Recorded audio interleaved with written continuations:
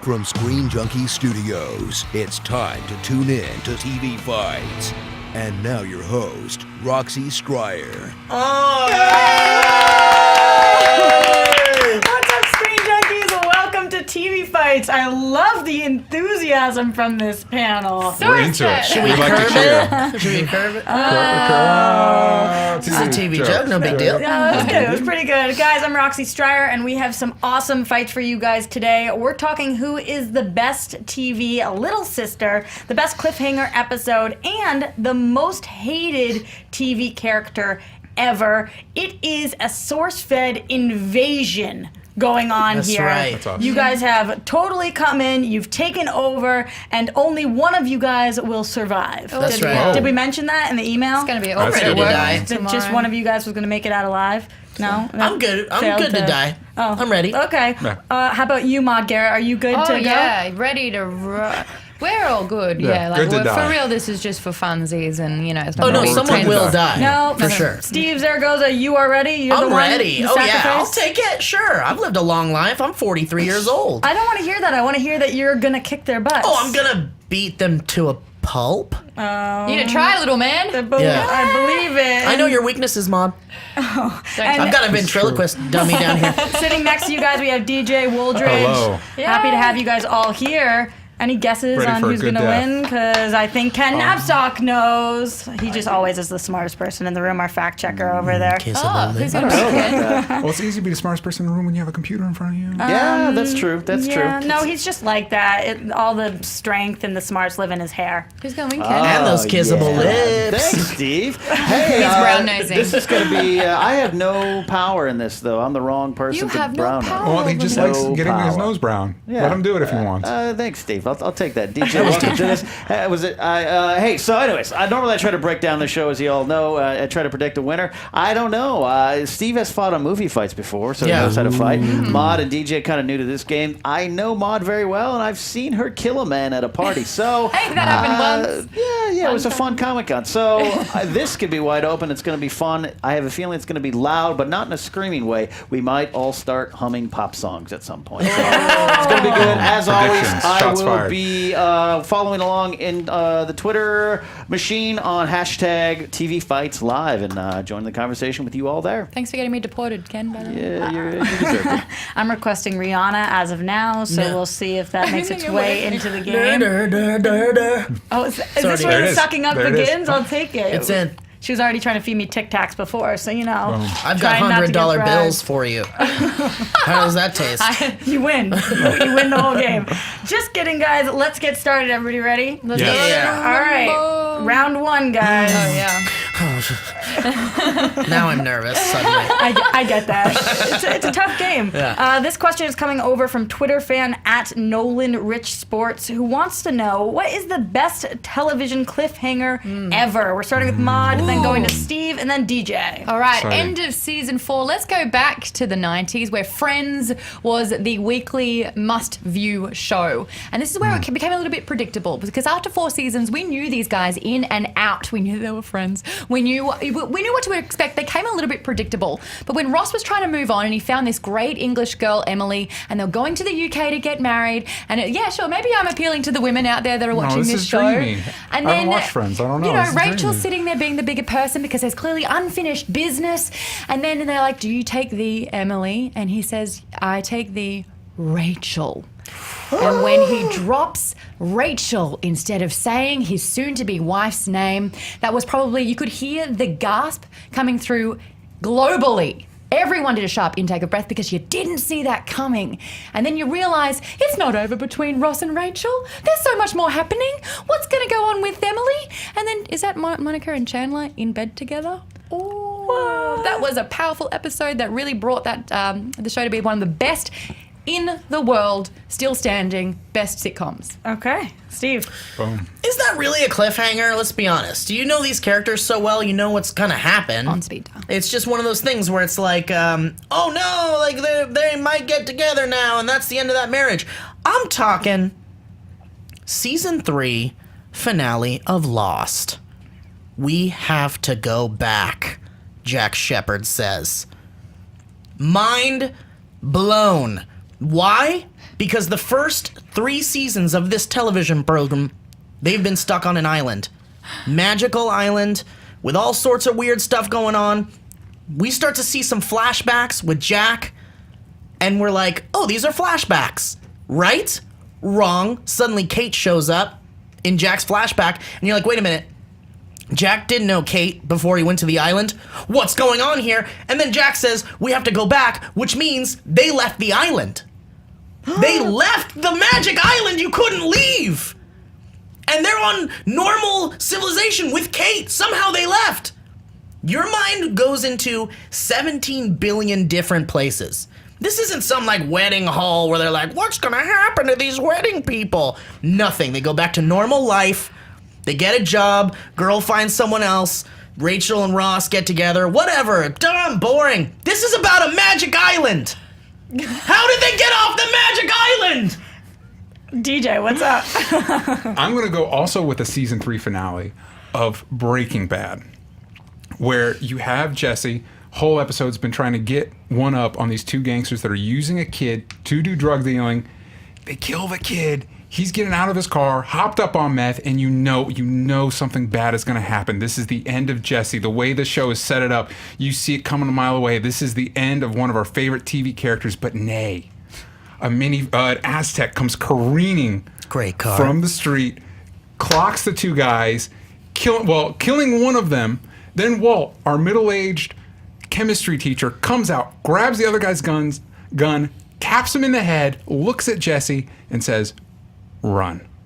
And you have no idea, you legitimately have no idea what could possibly happen next. In that moment, war has been declared between Heisenberg and Gus, and you don't know how it is going to play out, and it launches the best arc on one of the best shows of TV of all time. It was unexpected, it was game-changing, and it was rooted in character and in the plot that was set up in that episode. I mean, look, I love Breaking Bad, but I don't think that's the greatest cliffhanger in that series. I think agree, there's a lot more other ones. The Jesse Gale in the doorway shooting Gale, like you don't even know if he shot Gale. Spoiler alert. But you're supposed to be arguing that Lost season finale is better than that. Not Well, that there are better I'm Breaking saying, Bad. That's true, but I'm saying your cliffhangers. cliffhanger is not as good as several other cliffhangers in Breaking Bad. When, by the way, this Friends thing. Let me shut I don't even think down it's a Lost contender. really quickly. This is how you gonna your try to shoot down argument. Lost? This is how I can end your conversation immediately. None of it ever happened. No, that's not true. You're right. It was a It's dream. much more complicated than that, and we would need charts I and don't need diagrams to Cliff- try and explain I it, which don't is need why Cliff it notes. doesn't That's matter. incorrect. It all happened. It all happened. None Everything. of the cliffhangers on Lost mattered because they didn't amount to anything. Hold on, that's called opinion, not fact. That was all talk. There are so many people going, look, I'd love to tell you about Lost, but frankly, I'm lost. No, You Lost need was very clear in the end. explanations. There were things In about the the island that end? didn't really make sense. Look, it doesn't matter. Season 3 of Lost, however not so great, ended in one of the greatest television cliffhangers ever. But I would Even argue, if the show wasn't good, because it single-handedly rejuvenated the series to the 4th season. The fact that it needed to be rejuvenated in the first place. No, it was just slightly shots not doing fired. Can so I well. just say, It was just though, slightly not doing when so it comes well. to the water cooler discussion, like after the show, because back in the early 2000s, Oh, no one's and the late talking around 90s, the water cooler about Friends. They and absolutely nobody's talking were, about because Lost. Nobody's talking about Friends or Lost anymore. Programming- They were talking about Lost, because Lost was lot. like, what the hell's going on? Okay, hold on. Back to Mod. Programming back in the 90s, all you would do is have your time slot. Oh, it's 7:30 on a Monday night. We are going to get Friends, and on Tuesday, that's what we're going to talk about. We can't tweet about it. We can't Facebook about it. I feel at television back then, because you had to wait every week, the cliffhanger had so much more intensity behind it. I just don't think you should slot shame.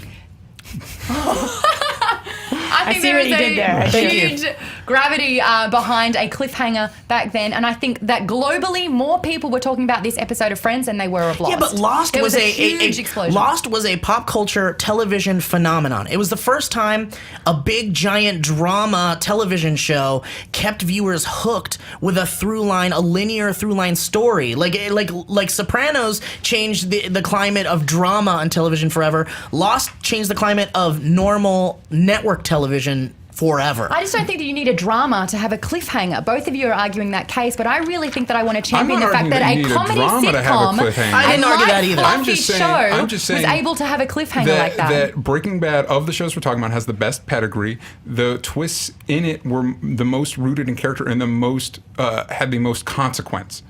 So in Lost, we find out they get off the island. Great. We always knew they were supposed to get off the island. Rachel and Ross are going to get together. Great. This changed the entire dynamic of the show moving forward. The show was never the same after Ron. Really, I agree with that, but can I drop this little bomb of truth? But there was a war between Heisenberg and Gus for the rest of the thing, and the show never went back to its normal formula. Let me drop this bomb here. I could argue, even though I'm a huge Breaking Bad fan, that Breaking Bad may not even exist if it wasn't for Lost.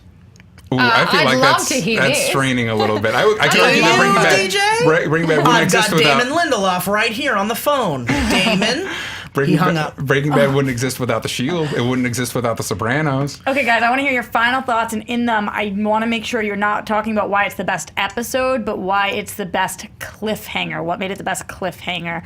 Starting with you, Steve. Honestly, they got off the island. We thought we didn't know how. Maybe you thought, oh, they will eventually, but they did. And it's just Jack and Kate, two beloved characters, and you're like, how? How? And you had to wait an entire year to find out. Now that's the definition of a cliffhanger. You have no idea, zero clue how they got off the island. That's my point. DJ. I would say that the twist in Breaking Bad is better because you do know why it happened. You've had 3 seasons of buildup of the true romance of that show, which was Walt and Jesse, and that is what made it more impactful. It was based on their character decisions and was more motivated and touching, and also it changed the show. But both of your guys' cliffhangers amount to essentially wheel spinning. Okay, Maud. I think the definition of a cliffhanger is I did not see that coming at all. And when you've got a show like Friends, which can be very predictable on a good day, you didn't see that coming with Ross saying the wrong name. And it opened up 4 seasons of are they, aren't they, will they, won't they, back with Rachel. I think a lot of people did actually want Ross to say Emily so he could bugger off and we could get rid of him once and for all. But the fact that they came back, I think that it propelled the entire comedy and sitcom status, and it made Ross likable, and I had another thing in my head, but that's Sometimes we lose them. Yeah, I get it. Yay! Ken, how you doing over there? Hey, Roxy, doing good. Working on some tech issues here behind the scenes. Helen Baxendale played Emily on Friends. Very good choice there, Maud. Steve gets bonus points for saying program, like he's from Thank you. the He south really of the did. 50s. Yeah. I'm old school. No vowels. A lot of people checking in. Andrew Schick at hashtag TV Fights Live said end of 24, season 2 after Palmer gets palm poisoned. Tom Zambino checking in with a choice a lot of other people are talking about. Got to be the best of both worlds part 1 from Star Trek Next Generation when Picard turned into a freaking Borg. Yeah. And Real Screen 88 talking about one of the most iconic, one of our favorite words here, of all time, which is, of course, the Dallas famous Who Shot JR storyline. But facts clean for that round. Thanks, Ken. Oh, guys, really great first fight. I have to say that these happen to be 3 of my favorite shows of all time, but personal You're bias welcome. completely aside, I am judging these based on the passion and the facts that you guys presented today. And I think that one person did the best job making sure that I knew they left asking a question. And that question was, how did that happen? I have to know. So I feel like 2 of you guys, Maud, you did a really good job describing how this made it so that the rest of the season was great, the rest of the series was great, and how this did will they, won't they, but you didn't see it coming, and that episode it happened. Same thing with you, DJ. You didn't see it coming, but that episode it happened. This was something we didn't see coming, and then we needed to wait to see how it happened. So, Steve, because of that, you get your first point. Thank you. You're welcome. Thank you very much. Really good fight, though, guys. All right. Everybody ready for round 2? Yeah. All right. I'm just getting warmed up. This is also coming from Twitter from @AntRoyRays, who wants to know what TV show has the best use of voiceover narration. Starting with Steve on this one, then DJ, and then Maud. I'm going to go ahead and say a lot comes to mind when you think of TV voiceover, but I think the most iconic, one that will be remembered for ages, is Ron Howard's narrator from Arrested Development. I think that more so than just a narrator helping the story progress, he was a character himself. He joined in with like a lot of quips, a lot of great jokes. In fact, he almost seemed to sort of answer questions we had ourselves about how incredibly dumb and moronic the Bluths and how hilarious they were as well. But I just feel like Ron Howard, that voice, so soothing, and just more so than just kind of telling a story, he was involved in the show. And I think he even showed up at one point. And the jokes were so meta that the narrator would be telling jokes that the punchlines would be told from the characters' perspectives in such a weird meta television, never been done before type way that I feel like iconic is exactly how you describe that. We've seen people narrate a story. We've seen it done that way before. I've never seen it done the way Ron Howard did it on Arrested Development. Okay, DJ.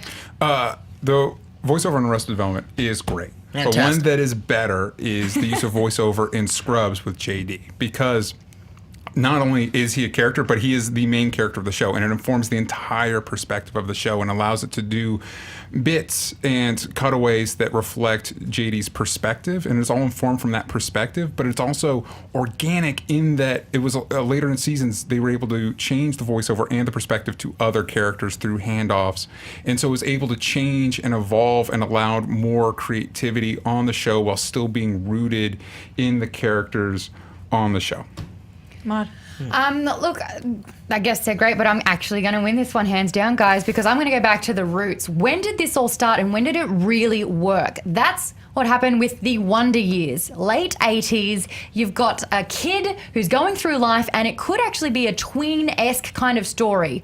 But no, you get the adult version of Kevin talking about his life. He's lived it all through. He's got that wisdom. And then you've got Daniel Stern playing the adult Kevin, who's narrating his life on his younger years, the Wonder Years. This is when it was done first. All the other shows that you're talking about have borrowed from this. Because this worked so well, that's the reason why your lovely Scrubs and your beloved Arrested Development have a narration in the first place. Because if you can do it well, it's fantastic. But when you do it first and you win an Emmy for it because of the compelling storytelling, they won the Emmy after just 6 episodes because this blew everyone's mind because they were watching what could have been another family little sitcom that you can get everyone around and, you know, with the dinner and click, oh, here's the Wonder Years.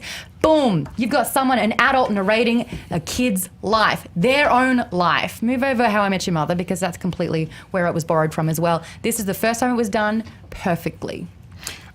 JD was also narrating his own life. It had the jokes from Arrested Development and the character connection from Wonder Years. He was commentating on his present life, not reflecting back on it. In his journal. It was reflecting his journal, his daily journal. So he was reflecting on his own life. That wasn't the best part of the show, though. The relationship between JD and Turk, that was the best part. The characters and the relationships are always the best part of the show, and that's why the fact that the voiceover was rooted in character made it so important, because we can all probably admit voiceover is garbage usually. It's usually annoying. And I have to say, you remove the voiceover from Wonder Years. Look, I love the Wonder Years. I grew up with that show. You remove the voiceover from that show, still like an okay show. It still works. No, it doesn't. Oh, absolutely it does. I watched a video today where they removed it and there was just a little epic strange, silence but I'm just saying, involved. like, if it didn't have a narrator, the show would be fine on its own. The narration was the fundamental part of that show. I'm just saying, it's still a show about a boy growing up that didn't necessarily need an older guy saying, I was doing this as a kid.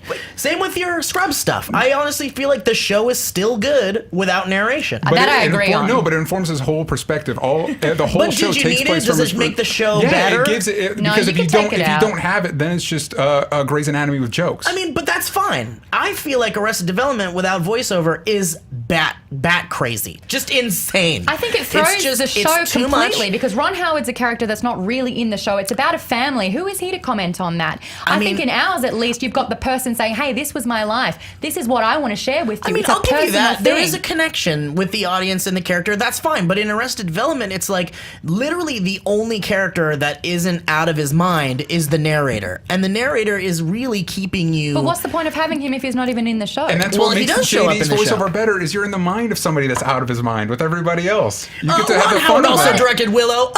Case in point. I mean, that's a great thing. But I think the one here is like, it's like opening a photo book and being like, oh, I remember this day at school. This is what it was like all those years ago. Yeah, but let's be honest. I think let's be honest. who remembers the Wonder Years past their 30s? Let's be honest about that. You're aging me, and I just turned 30, and it's look, hypersensitive for me. I admit okay? it myself. I'm a Low blow, 33-year-old Steve. man. Low God, blow. if you Honestly, hear Wonder Years what is would you fading in- do Listen, if you Wonder combine- Years is attitude- fading into obscurity. Sadly, If you guys It is. combine Okay, both go your to DJ, shows, yeah. if you guys combine both your shows, you would have the voiceover of both your shows. You'd have the voiceover of Scrubs. What? Yeah, you have the personal perspective of Wonder Years, and you have the jokes and the humor and the Guys, energy yeah, of But what Arrested about Development. the meta? This is a TV show you're watching You type wouldn't joke. have only them if works it on wasn't Arrested for the Development. Wonder Years. That wouldn't exist. But- it's not but a thing. hold on, It's because of hold the on. success of the Wonder Years that you guys have even got this. They created it. I want to see Potentially, the, I want but to see the I fact don't- check you know on what? that. I'm And not sure honestly- Wonder Years is the first Honestly, voiceover I show. agree with that. That I don't worked. know if Wonder Years is the first voiceover show. That's why we have Ken here. He'll let us know at the Ken? end. He'll tell us at the end of the All round, right. guys. All right, final thoughts from you guys. Anything you have to add? Now's the time. Mod. You know what? You've got to root for the classics sometimes. It's all great that we're getting sucked up in DVD and Netflix world, but the shows from the 80s is what curved us as people. This is a time where we were going through the things that Kevin was going through, and it's nice to know that even though we were a tween-age person looking at Kevin do the struggles of day-to-day life at high school, you have the adult version of him telling you, hey, it's going to be okay. Yes, it was terrible, but let me tell you, as adult Kevin, this guy gets through it, and I'm here to reflect on a younger life, and that's what made the show stand out, and that's why narration was crucial to this show and made it better than both of yours. Steve. This is what I'll say. Narration in a show, in a movie, whatever, is normally not something people remember. It's not something that you come out of a movie or a show going, man, the narration really made that thing. But Arrested Development took the concept of narration and spun it and turned it completely upside down by doing something unique and different that had never been done with narration in a television show ever. It talked about the real world, it talked about the audience, it talked about the characters, it talked about pop culture. It was always self-aware. And that's something I have never seen in a television show with narration and have since seen. The narration in Scrubs, it combines both of those. You have the character, you have the focus on character that comes from Wonder Years. You have the jokes, the having it interact with the world because it is informed by the character. But not only are you dealing with adolescent issues, you're dealing with adult issues. Not only is it just jokes, but it's personal jokes. And also, it was organic and it changed. Both of your narrators were always the same narrator. In Scrubs, they allowed Turk to have an episode where he was narrating. So it was an organic part of the show that could change and evolve with the show, which makes it more interesting and engaging. Hi, Ken. Hey, Roxy. Yeah, sorry, working on some stuff still. That's okay. Ron Howard did appear as a Hollywood icon in episodes of Arrested Development, Season 3, Episode 13, and 6 in the much-maligned 4th season. Wonder Years did win 4 Emmys. I can fact-check what Steve had to if he asked me again. I was tied up on something. If it was the first narration. Oh, first narration. Oh, Wonder Years. Yeah. If Wonder No, Years was no. the first show with a narration. That was done. Dragnet, Dragnet was out there Dragnet. too. Mac Poole wants to check, and he really wants me to know. All of you know the best voiceover is Bob Saget on How I Met Your Mother. That's his choice, hands down. Mod disagreed on that. That's definitely a millennial thing. Come on, Daniel That's a Stern. millennial thing. That is the maybe. longest story a dad has ever told his kids Yeah, ever. Those kids are dead by the They like definitely went out drinking Yeah. in the meantime. Like maybe Dad's smoked a still doobie in the talking. back. Yeah. Also, I will just say I am under 30 and I love the Wonder Years. If we're talking Look, about I do personal too. thing. I'm But- under 30 and I've never seen an episode. Ooh, gotta get on that. Again, really great fight, guys. You all made some very strong points, but I feel like one person made the strongest point about why their narration's perspective was the most important for their show. So I feel like, Steve, when it came to you, it was more important that Ron Howard was just awesome, I heard more about Ron Howard just like kicking butt and being great, but I didn't know why it was that important for your show, that essential. And then I think you really actually helped the other two arguments by saying Mod's show would have been just okay if the narration hadn't happened. So I didn't really hear that many holes in Mod's between DJ and Mod on this one.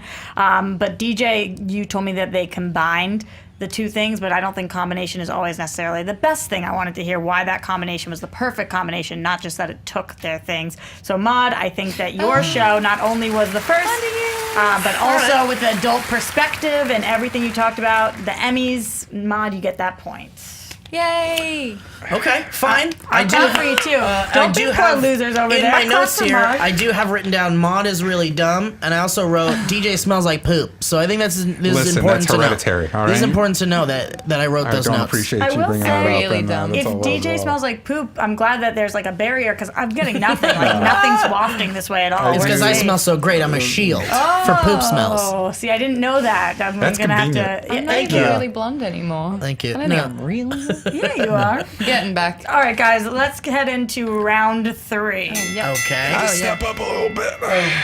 Yeah, Step it up, You Deej. got this. You guys are all doing an amazing job, though, so pat yourselves on the back, but also step it up, Yeah. Here we go. A question from @Jillian Leff, who wants to know, who is the best TV little sister? Question near and dear to my heart, because I have my own little sister.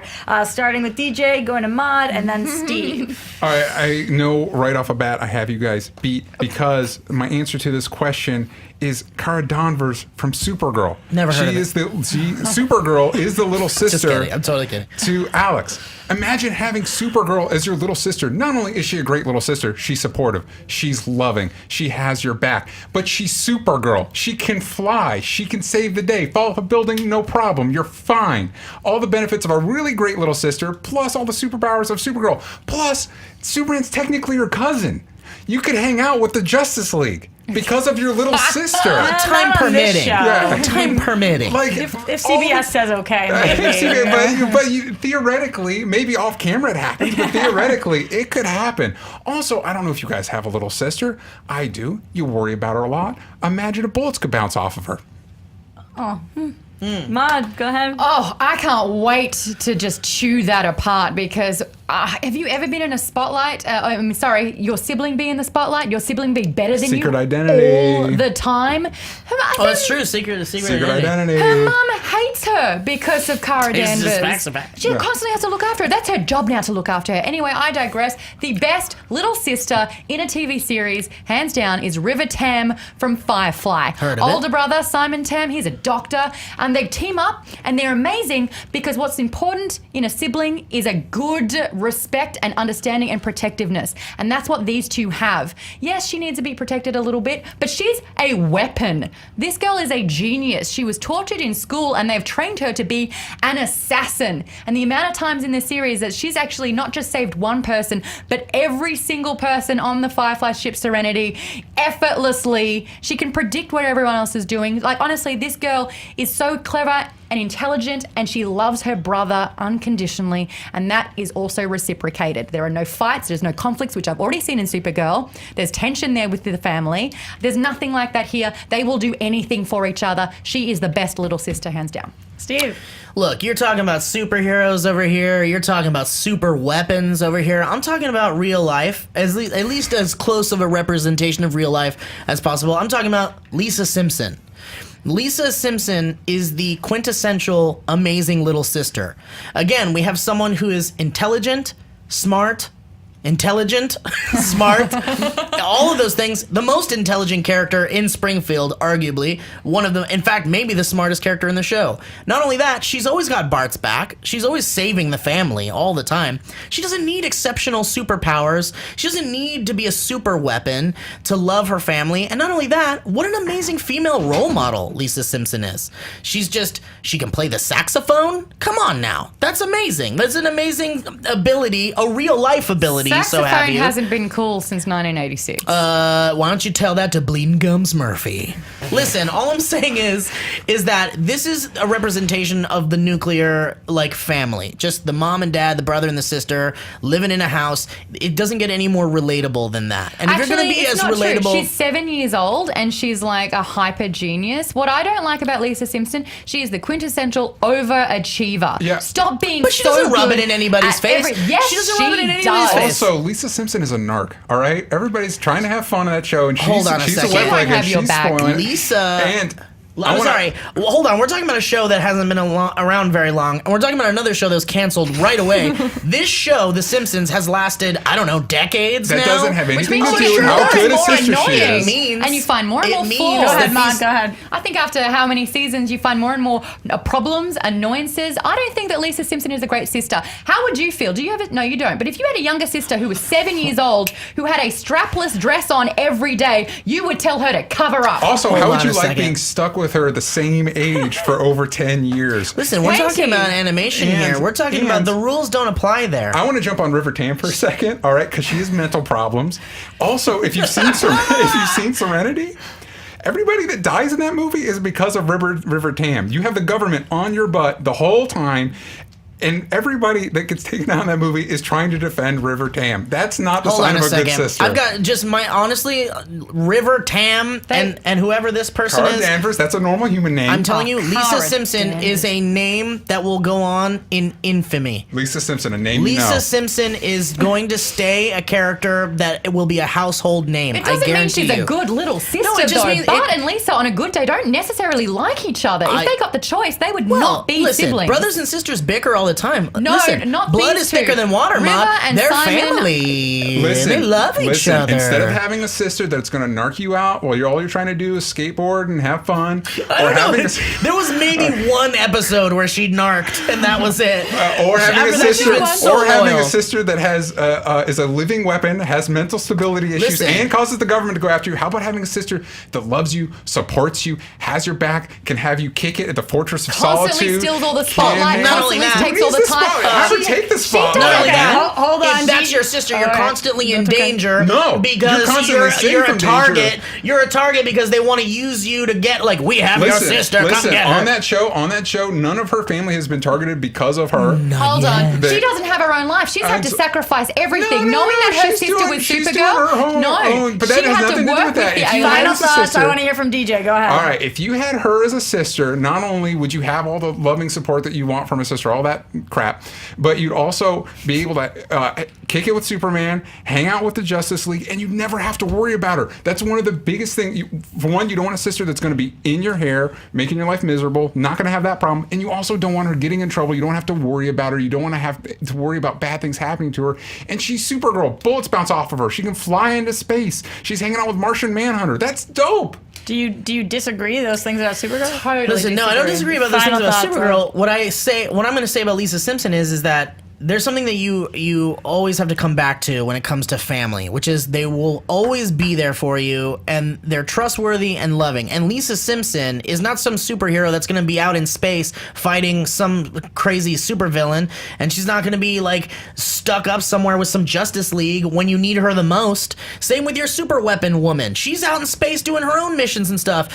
And when is she going to be around when her brother needs her the most? Actually, that's funny that you just say that. You've just saved me because right at the end, when everything was going down, she looks at her brother and she says, "You've been looking after me this whole time. Now it's my turn." Yeah, but Oh, Lisa, for once, after everybody else listen, dies. Lisa, yeah, when everyone's dead. All right, guys. Finally, she decides. Hi, Ken. How are we doing over there? We're doing good. Maud, Lisa Simpson is actually 8. Oh, You she's said eight. 7. Best Boom. fact check. Still shouldn't works. be wearing a strapless dress. That's you know? true. Calvin Hoskins at you never Super seen little Cal girls says, wearing strapless? as an older brother, I don't want any younger sibling to be stronger or better than me. Calvin just wants that out there. Ooh, I think that's a. Totally. Kid that's- Adnan Totally. suggested the best little sister is Morgan Matthews from Boy Meets World. Alex said, Morgan. if gone in 60 ounces, checking in. Says Stephanie Tanner from Fuller House. You got some Fuller House support there, Roxy. No. You're the one? I'm the one. You're the one? I'm You're the one one. keeping I them in have one business. episode left, but I'm holding off. It's so good. Season 2. I'm so excited. Oh, no. I love it. That's just so awkward. Ken, is that what you got for That's me? what I got. All You're right. good. Thanks, Ken. Thanks for that Fuller House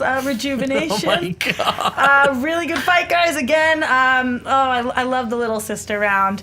Okay, here's what I think. One person did the best job coming at this from 2 angles. They talked about not only what the sister could do for them, but how they would feel about the little sister going off and doing their own thing. And that person is DJ. Oh, he didn't have to thank worry you. about her, and DJ. she would be able to help him.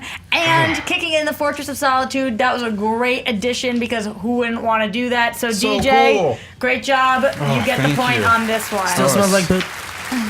You know, we can't have everything.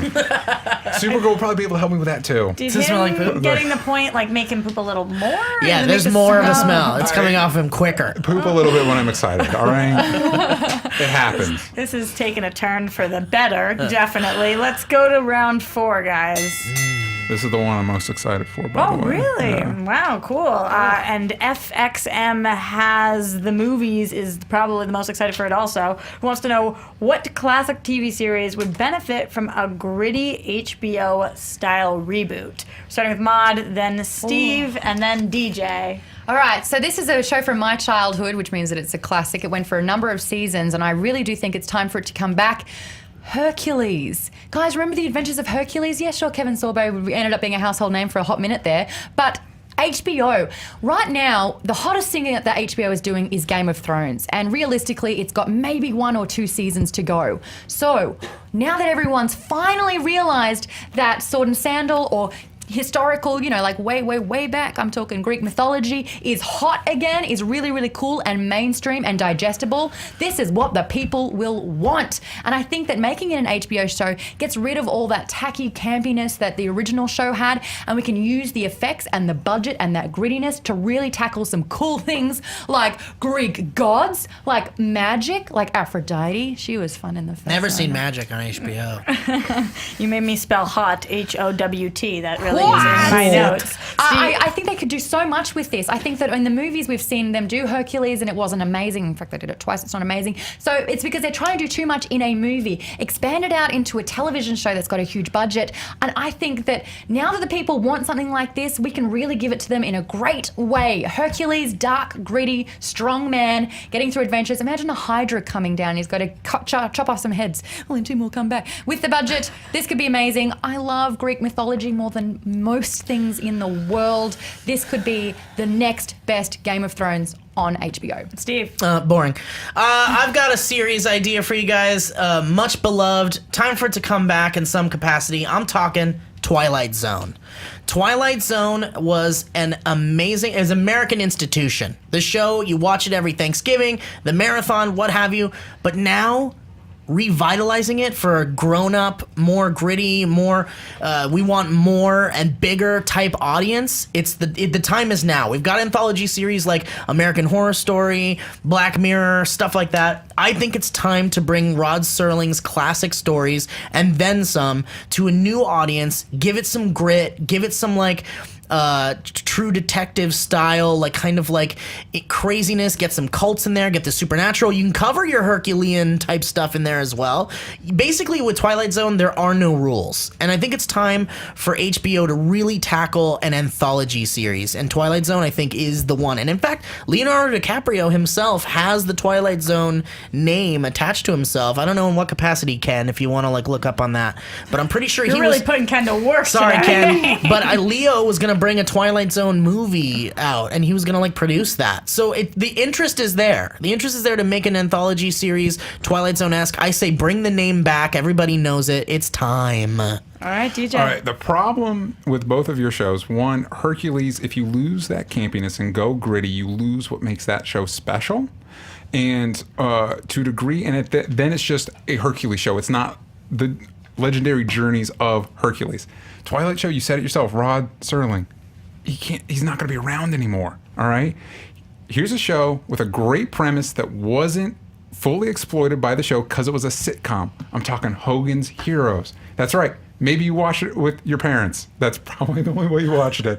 If you're 40. If you're 40. But it involved a bunch of Allied soldiers in a Nazi POW camp operating secret missions out of that POW camp. Tell me that doesn't sound amazing. Now, filter that through an Inglourious Bastards lens with the fun, the energy, the hyper-violence of that movie with the attention to detail of how World War II was fought, including people having to learn languages to successfully hide undercover. And you've got the recipe for a really great, interesting show. You could even have stuff like Clink was the commandant that was in charge, and he was really inept, but you could mess with that a little bit, that maybe he's not inept, maybe he's allowing this to happen, and maybe he ends up getting put in the prison with them by season 2. You could do fun, interesting, cool things, and we haven't seen a recurring series, World War II series on HBO, and that'd be amazing, and it's an interesting take that wasn't fully exploited by that show, and it could have the benefit of being different while keeping what made that show interesting, and keep the humor It's just darker humor like in Inglourious Basterds. I just feel like both settings are things we've seen before. A plethora. We've got so many swords and magic and dragons. Not Look, enough. I love it. Never I enough. love it. I love fantasy. I'm sick to death of it. Give it a couple of years, maybe in some point in the future. War shows maybe don't always do so well unless But you're you like haven't seen a war Tom show like Hanks this. or something. And it's the one where you could do it maybe, because but you wouldn't have to go to HBO is different known fronts. for You could, doing have that. you could stay at the POW camp with their missions. What I'm saying is that this is the time is now to kind of take Rod Serling's classic stories, which are already being redone a million billion times by M. Night Shyamalan and other directors that are taking these classic stories and making them their own. 10 Cloverfield Lane that's coming out could even Guys, potentially but what would be you a do? Twilight pitching Zone type shows story. that already exist. So guess what? Your Twilight Zone, that's Black Mirror. It's been on Netflix. It's just been renewed for a Right, third but Black season. Mirror is doing You've well. already You done take it. the brand recognition of Twilight No, Zone, and it's- you've got a hit. You've No, got you're hits makes- doing above something Black that Mirror. already exists. And for yours, I don't know if you've heard of I wrote it down, Band of Brothers. HBO has already done that Oh, you series. mean a miniseries that followed the war front and But isn't as HBO has energetic or creative already as this? Listen, done I've it. got one It's flaw been in your pitch, done. Mod. You've mentioned dragons and swords and magic, but you didn't mention boobs and you didn't mention pecs. And that's what people want to see. Exactly. My dad watches Game of Thrones. The reason why is the because of boobs the and the nudity. pecs? and Did the you nudes. realize how low Kevin Sorbo's shirt was? I could see his Yeah, nipples but you every just, episode. your argument So was if is you- that no, there's no. already a Black Mirror. Well, there's already a Hercules, sort of, with Game of Thrones. And when it ends, the people will keep wanting that. They are out for blood, and this show is the perfect replacement for when that happens. But it wouldn't be the Legendary Journeys. It would just be it would just be a different Hercules show. And with Twilight Zone, without Rod Serling, what makes it different than all those other shows that have taken the spirit of Twilight Zone and moved on? What makes it different Twilight is Zone? this is the one that started them all. But These it's not. anthology shows. It's a new Twilight Zone. That's what I'm saying. It's the Twilight Zone that everybody knows and loves in a new world as a new platform for new actors, classic actors, and new stories, classic stories. I would Imagine writers like John Carpenter or like Joe Dante or like Quentin Tarantino writing a Twilight Zone episode. Spielberg comes in to do an episode. But you could do Of that with course any he horror would. anthology. But that's what I'm saying. Like Twilight Zone would be the one to bring in all of these big names because it's such a beloved franchise that's time for a beloved reboot. by people that watched it way too long ago. If HBO No way! was to Every put it out Thanksgiving, now, every Thanksgiving. Where's Hercules these days? Nobody cares. Every he's at a Thanksgiving. premiere of a movie that you never watched. But what I'm saying is That was nobody Kevin cares Sorbo. about Hercules. Nobody cares about Hogan's That's Heroes. a good Twilight Zone every year is an American institution. But the You're beauty watching with- it on Thanksgiving with the your family. Twilight Zone had its potential reach in those original episodes. You're not going to do a better Twilight Zone than the original Twilight I Zone. think the success of You Black could Mirror do- just proves You could the do a success much of better- American No, you Horror could Story do- just proves you could do anthology a better series Hercules. are DJ, they're go ready for ahead. more anthologies. You could do a better Hercules, but by putting on an HBO and taking out the fun, campy part of it, you lose what made that show, and it's just a different with good Hercules writers, show. you can do anything. With Hogan's Heroes, you could have the humor. It'd be darker. It'd be edgier. Again, like I go to Inglourious Bastards, but you could keep the premise of the show. You could keep the characters of the show. Imagine fucking HBO money, man, pulling down Matt Damon to play Hogan. I've said it before. I've seen it. You take Twilight Zone, you have a whole world of genres to play around I want with. you guys' final thoughts, and in it, I want to hear what the pitch of the actual show is. So, say you're walking into my room and you are pitching me what the gritty HBO style reboot would look like. What does it look like? Starting with you, Steve. The new Twilight Zone show, it has the grittiness of True Detective. It has the supernatural and horror elements of American Horror Story without all that campy, weird stuff that, what's his name puts into it, the Glee guy puts into it. Ryan Murphy? And Ryan Murphy, yeah. And timeless classic, back again. That's what I'm going to say to you. Something everybody loves is back. Okay. Nothing wrong with that. Mod. The possibilities of things that you can do with a Greek hero. You've got the Greek gods up there. You've got Zeus and all of what's happening in Mount Olympus. You've got what's happening on the ground. Mythical creatures that we haven't seen in so long. These are some of the beasts that, if given a budget, could be incredible. Battle sequences. I mean, the stuff that they've been doing in Game of Thrones is great. We want more of that, but let's just do it in a different era. And I want to see a new hero. I want to invest in this guy where adventures are happening every single day of his life. The fact that it could be in a television series means you get to explore it all in great detail. Cersei, Jaime Lannister, imagine those guys with powers. Imagine them being immortal, the stuff that they could do. We could do that with Hercules, and I agree, maybe it's not campy. Hercules should never have been campy. I want to see the... That's what made it good. I want to see the mythology in it, and I wanted to see it explored with love, budget. And the fact that people in the 90s used to watch Hercules, guess what? They're the ones in the boardrooms making these decisions now. The 90s kids are now the ones that are running the show, and they get to call it. And I think that they would want to invest in a show like Hercules and make it seem that it's good. DJ. All right, there's this kick-ass new show on HBO, all right? It follows these POWs, these Allied POWs in World War II, and they're operating missions out of the POW camp while they're trying to duck their commandant. It's based off this like campy 60s show, but it keeps some of the humor of that. But like the commandant in that show was an idiot. In this show, he's really smart, so they have to work really hard. It's crazy. The leader is Matt Damon. They got Matt Damon to play the leader. How dare you? They got Wood Harris, Avon Barksdale from The Wire. He plays their tech guy, so he's the one doing the radio transmissions beneath the camp or whatever. Evan Peters from American Horror Story and X-Men. He's this kind of like... Wait, is that allowed? You can just make up your I show? asked you to pitch it to me. He's this goofy kid, but he's like really smart with bombs. So he's he's always getting in trouble, and they're having to get him out of it. And they've got this. I don't know if you've heard of Toby Kebbell, but he played Koba in Planet of the Apes. He's really charming. He's British. Oh, funny you didn't mention that he was in Fantastic Four. Interesting. But he's really funny. He's really charming. He plays this really fun British soldier that is a pickpocket. And like goes under disguise and everything. It's really cool and really interesting. They have really interesting, intense missions, and it's just like Inglourious Bastards on TV every week. You just said that you didn't think Hercules could work because it was campy, and by taking it over, it would lose that. How would Hogan's Heroes Listen, not lose I it? just pitched. I just told her the show that was on HBO. All right. I don't. All right, Ken, how are we doing over there? First off, I respect DJ's intimate knowledge of wacky sitcoms set in prisoner of war camps. Is it creepy my- or is it respectful? My parents will not watch a show made past like the 1980s. Perfect. So I've watched pretty much every episode of Hogan's DJ, Heroes. are you a time traveler? That's a Fact. good Sunday afternoon at my grandparents' house watching MeTV and Hogan's Heroes. And yes, fact check that Leonardo DiCaprio was attached to a Twilight Zone movie. As late as 2013, they had hired a scriptwriter, but the trail kind of goes cold from there. Hercules, of course, ran from 1995 to 1999, surpassed later by its own spin-off, Xena, Hogan's Heroes. That's how you would have won the fight. Saying Xena would have been in it. 65 to 71. I didn't know it went that late. Twilight Zone did have two revivals. Doesn't negate Steve's pitch here, but 1985 to 1989 and 2002 with Forrest Whitaker in the Rod Serling spot there.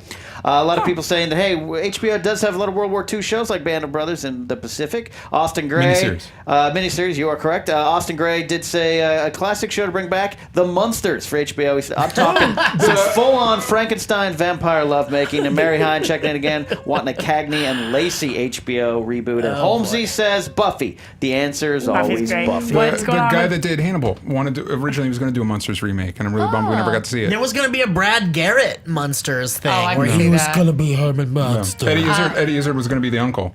Yeah. I couldn't mention Xena because Xena's already been picked up as a pilot. Yeah. But I don't know. All right, guys. Thanks for that, Ken. Really, really strange reboots we have going on here, but some cool ones. I think HBO would like to be sitting in this room so they could steal off your ideas. Take it, HBO, if you're watching. I think that the passion on this one really got me because it was somebody who, whatever obstacle we threw at them, they just kind of jumped it and used it in their pitch. That person said that we could do anything with the writing, and there's all of these characters, and it's like a show that we already love, but a different time period. I think it would absolutely work, and that is doing a Hercules show. Maude, congratulations. You did a great job. You are an idealist on this one. Oh, no. You were holding that one in, were you? No, I was she took it. I was gonna say who put the gladiator, but then who put the gladiator? I wanted you to say Hercules, but then you made a joke, and it made sorry. my joke less funny. I I can't take I your want point back, dragons. but you know, It couldn't be dragons. congrats No. on Never that can. one. Are you guys ready for round 5? This Let's is our do final it. round before we go to the speed rounds. Here we go with a question from @BasicJordan22, who wants to know, this is my favorite question, guys. Who is the most universally hated TV character? There are a lot of them out there, so I'm really excited to hear this, starting with Steve, then DJ, and then Maude. I loved Breaking Bad. Did you? Oh. I didn't get that. Absolutely loved Breaking Bad, and still love Breaking Bad, and it breaks my heart that it's no longer on television. Does it break it bad? It breaks it real bad.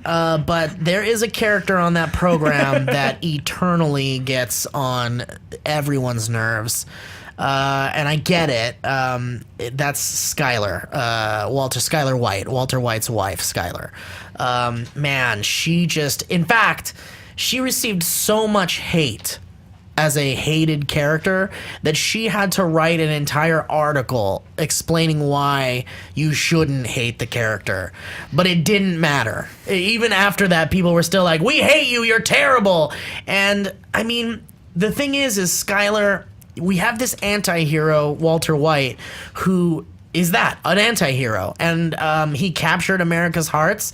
And even though he was doing terrible things and murdering children and doing all sorts of terrible stuff, we still rooted for that character. So anyone that opposed that character became instant filth, and that's what poor Skyler White endured. She endured the hell of the TV viewing audience that preferred Walter and saw him as their hero and saw Skyler White as the villain, which is really sad to me because I thought she actually did what any normal wife would do, which would be to be kind of like, hey, don't make drugs and put our family in danger and maybe come back to being a husband. Please. But unfortunately, it didn't matter. It didn't matter. And she nagged and she nagged and she nagged and she effed Ted and she did all this terrible stuff. And even at the end of the day, people were like, why hasn't she died yet?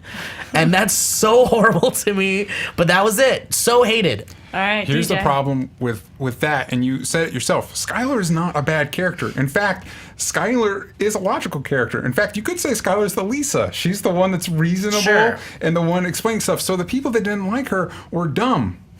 But that's That was most dumb. of the people. It was dumb. That's most It was of the dumb people. to not like her. Don't piss off our whole audience out there. That's the thing. Most people who liked that show hated Wait, Skyler. keep going, DJ. But she was the voice of reason. So I'm going to go with a character that you were supposed to hate, and it was good to hate. Joffrey from Game of Thrones. You were supposed to hate him because he was awful. He was heinous. He did the worst things on that show. Did you say anus? I said heinous. Oh, got it. Fact check that for me. Make sure I say it. Heinous. No. Heinous. Heinous is good. That's Heinous the is one. good. All right. Okay. Thank you, Ken. But also, he was understandable to the. You could see where his pathos came from. It wasn't just he shows up and does vile things just to do vile things. Both his dad, his biological dad, and the person that was supposed to be his dad were not there for him. His mom was kind of crazy. He's also the product of incest, not just directly, but Cersei said herself that the Lannisters have been doing incest for generations. So Well, he's you the can't just product hate a kid of incest. but it makes you understand A product that of incest. not only is he a petulant teenager that is made king, which informs a lot of his decisions, but he's crazy, and we understand where that comes from. So he was a well-crafted character that you were supposed to hate, and everybody did hate, and that was a positive thing, hating him. You hating him said good things about you. If you like Joffrey, did anybody like Joffrey? Oh, I'm think sure he's there's Does amazing. anybody in this I table? love Does him. anybody? But you like to hate him. You like to hate him. Does anybody? Well, we need it. My Does opinion anybody at this doesn't matter table? right Does now. anybody at this table like Joffrey? Oh, no. No. Does anybody at this table like Skyler? Ma, The go fact ahead. that you Universal. have- It's just that it said universals. That's all I'm saying. The fact that you have to Are ask you Universal? Is that whether what you- Yeah, one dissenter. I'm All saying. right, the Ma. fact that you have to ask whether anyone likes or dislikes your character means that there is someone that could.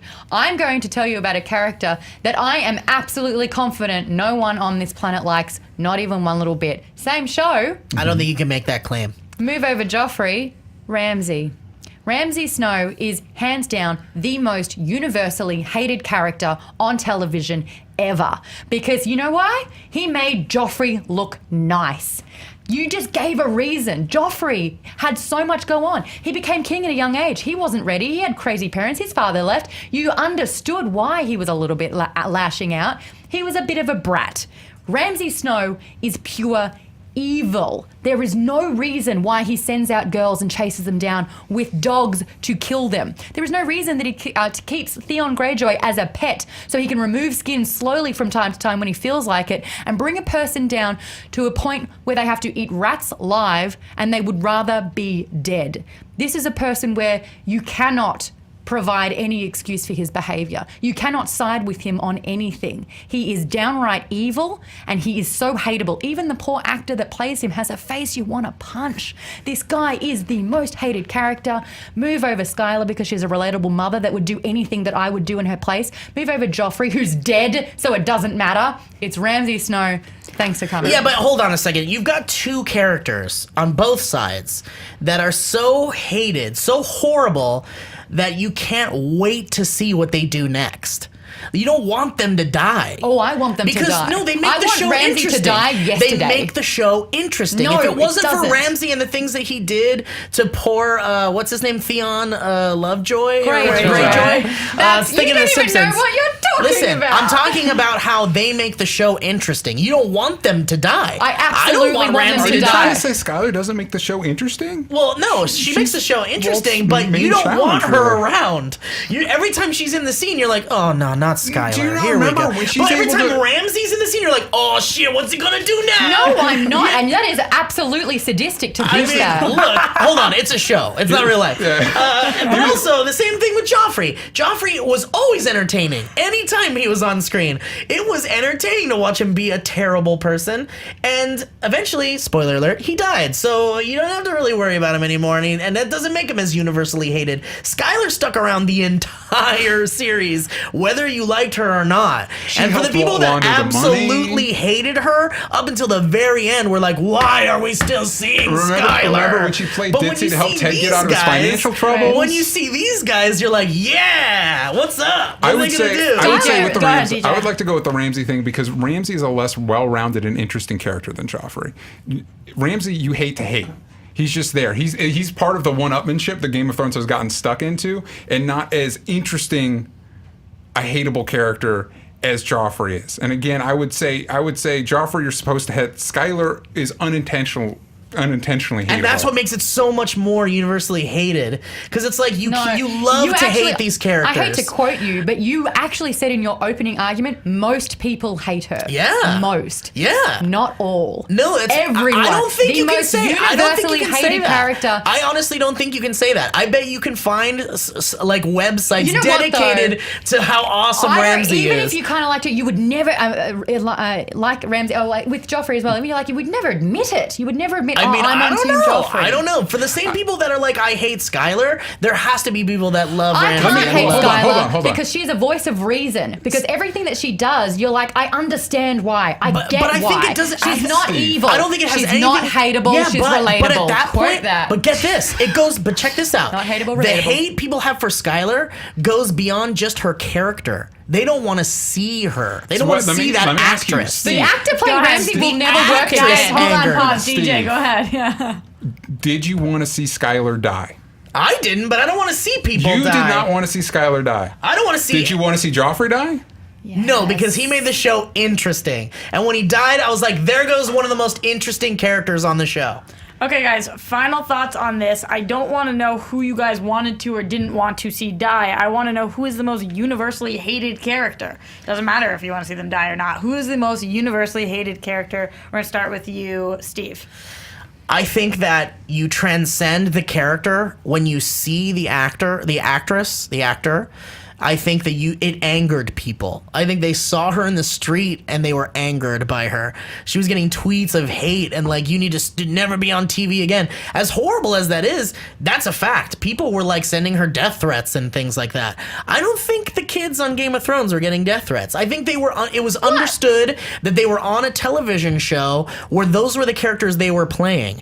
The actress who played Walter's wife got real life death threats. That's some universal hate there. Okay, I don't know. DJ. You talk about universal hate. The kid that played Joffrey retired from acting. Well, he didn't when want his to. role He was didn't want to done. act anymore. He retired from acting when his role was done. Joffrey was a character built for hatred, so you wouldn't even get arguments for people unless somebody's trying to like be contrarian for liking Joffrey. I get that he was entertaining, but that's the point. The fact that he was entertaining makes him a better hateable character because that was his design. It wasn't a poor writing or poor characterization or poor acting, any of that. All of those were great designed. He's a perfect weapon designed to hate while still being a character, unlike Ramsay, who is just does things because he's crazy and isn't at least understandable on some sort of character level. Mod. Okay, so Skylar, the actress, I would go and give her a hug. I'd be like, hey, well done for being the voice of reason. Joffrey, the thing that Joffrey had, he had that title for the first few seasons of Game of Thrones as being a hateable character because he was a sniveling little brat. He made someone else behead Ned. He couldn't do it himself. He was like, knife sex, look at me with power. Ramsay, Pretty good impression. Thank you. I thought so too. I thought he was in the room for a second. Yeah.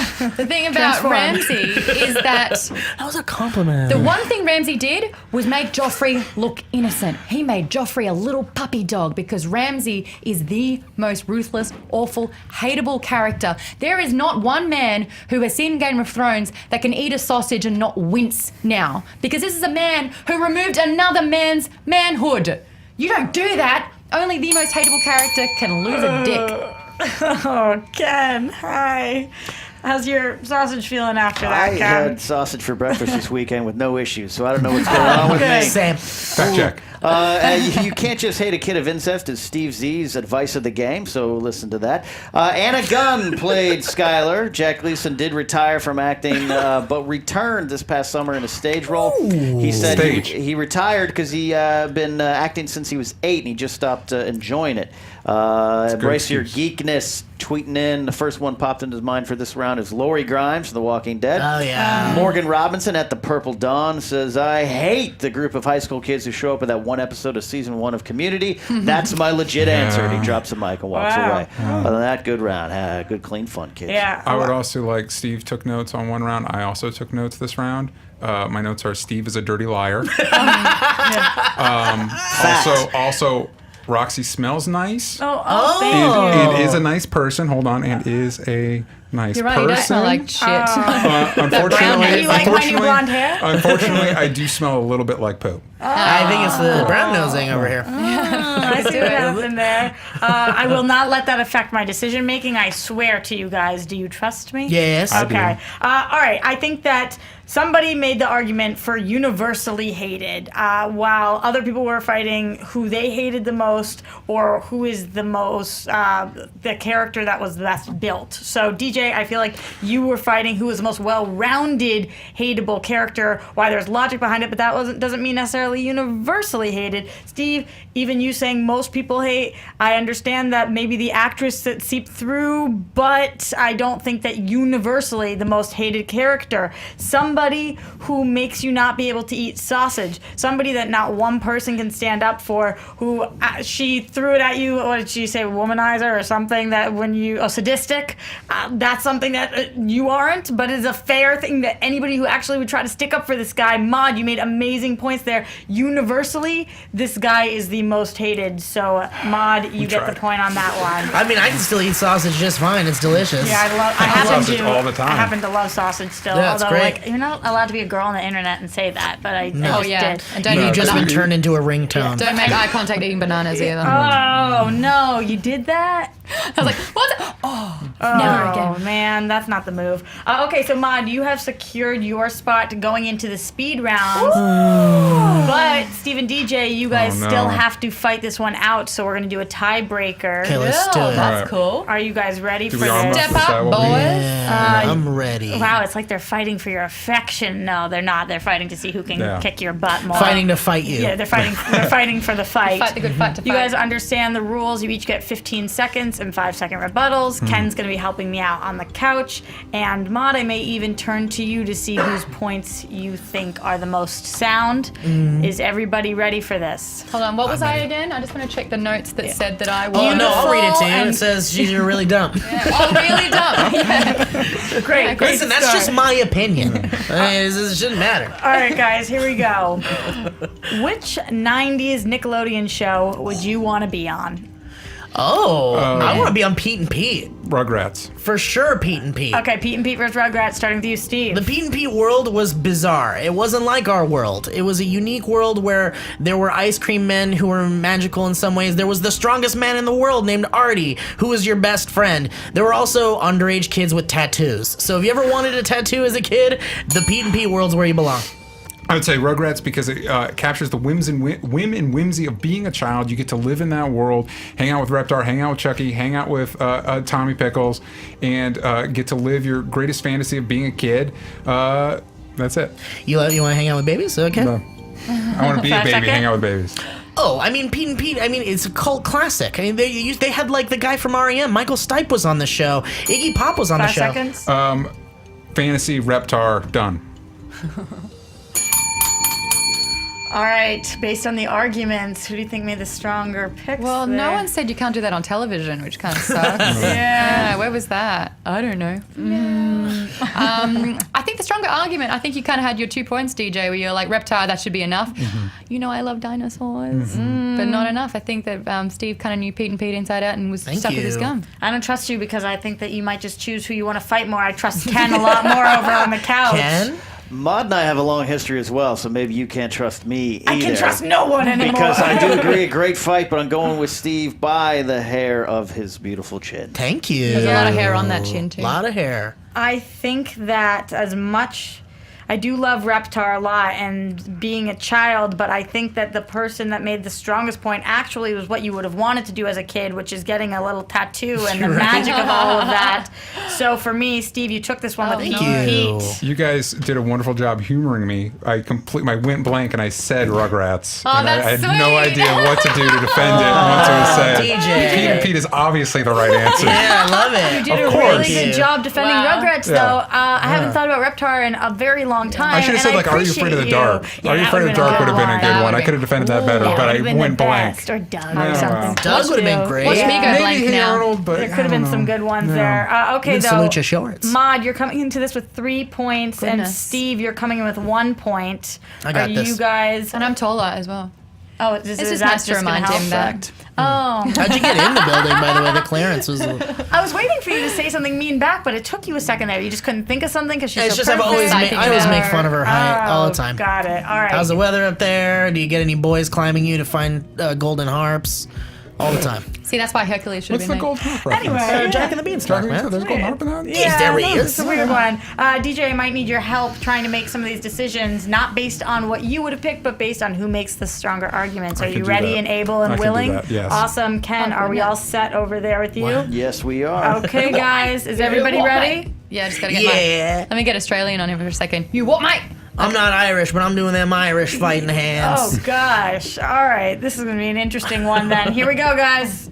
Yay. Okay. In honor of International Women's Day, which is a great day, which female is more badass? Buffy. No, I'm going to give you 2 Oh. options. Is one of them Buffy? -1 point. No, we actually thought about it. It's Oh. Carrie Matheson or Dana Scully. Dana Scully.